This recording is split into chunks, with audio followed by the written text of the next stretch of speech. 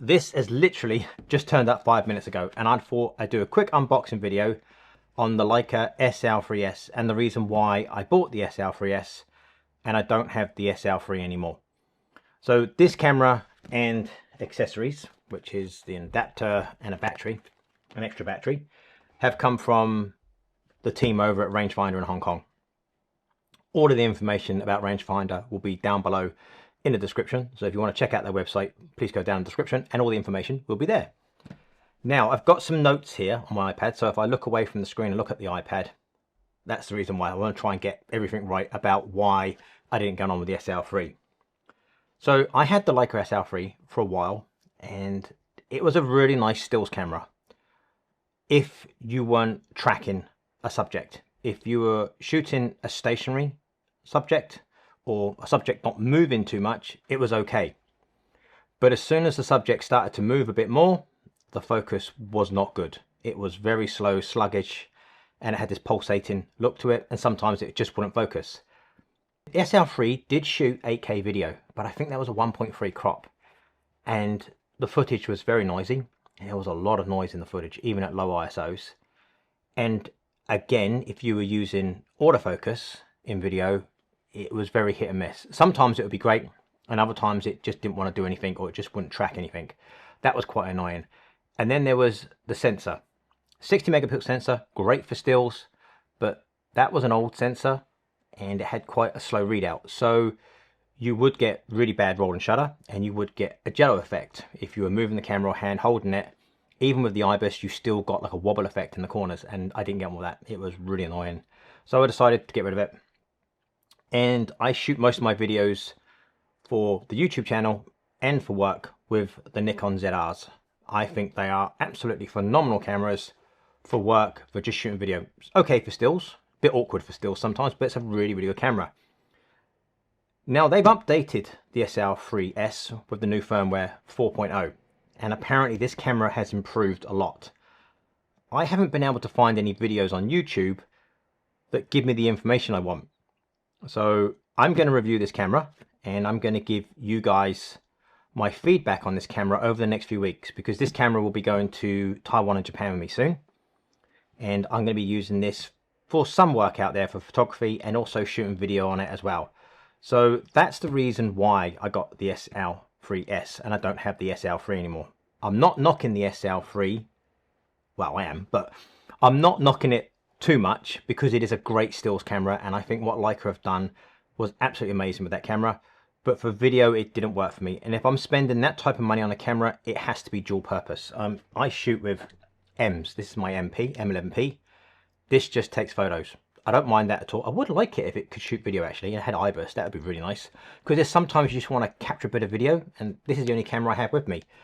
So I will be using the SL3 more for video than maybe I would normally use it, but obviously also for stills, because this is a 24 megapixel full frame camera.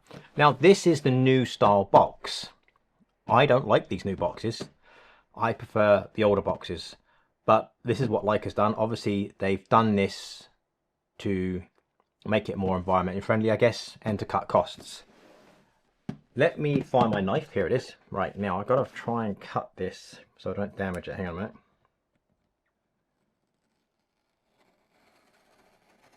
There. Right. So these boxes, they open like that. This box looks really nice. Put that down there. Right. Okay. Now turn it on the side and slide that off. This camera is basically exactly the same body as the SL3, except for the Leica logo is not white, it's black, and it's a 24 megapixel inside. I don't think there's any other differences, to be truthful. There you go. Ooh, okay. Ooh, that's some. So there's that top box. Let me put that out of the way over there. You've got your inspection card, and that's the nice thing about Leica cameras, is they do get inspected by somebody before they get boxed up. You've got here, they got all the information, I guess, books and manuals. Like I said, it's nice that Leica, I don't need that bit, I know that, I don't need that, right. It's nice that Leica still give you a manual that give you the basics of the camera, and it's in multiple languages, so you do get that. And then you get this, and put that away, you can see it there, right, there you go. Register your product and enjoy additional benefits, 12 months extended warranty and free digital editions of LFI magazine. Cool, there you go. So you get that in there as well. What else is in the box? I got battery. You got your neck strap, which I will never use. It is a nice neck strap, I have to say. It's really padded, but I normally use a wrist strap. I don't use a neck strap. I find they get in the way.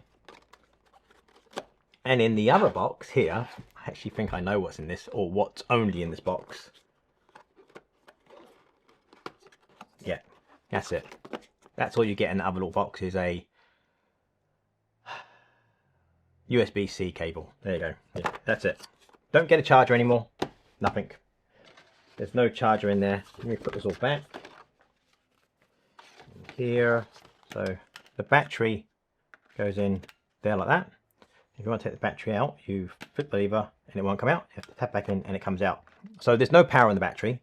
So I'm going to charge the battery and then I will show you the startup of the SL3-S, which you'll see now.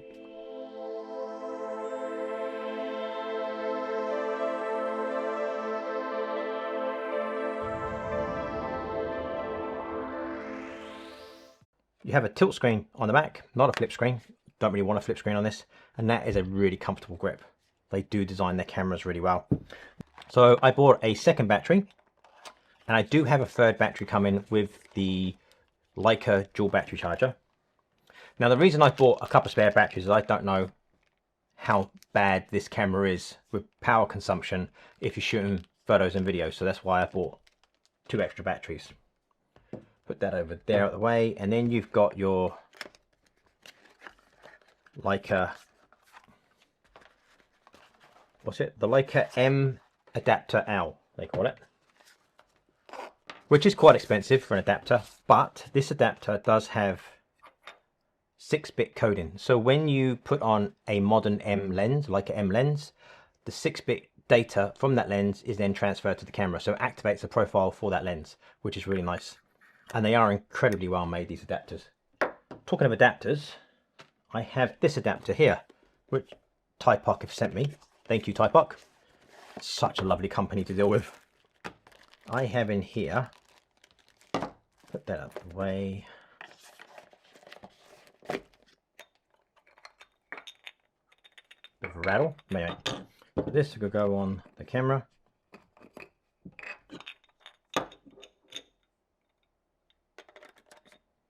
There, like that.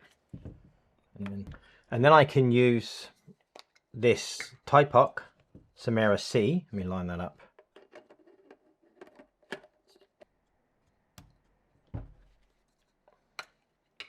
On the SL3-S.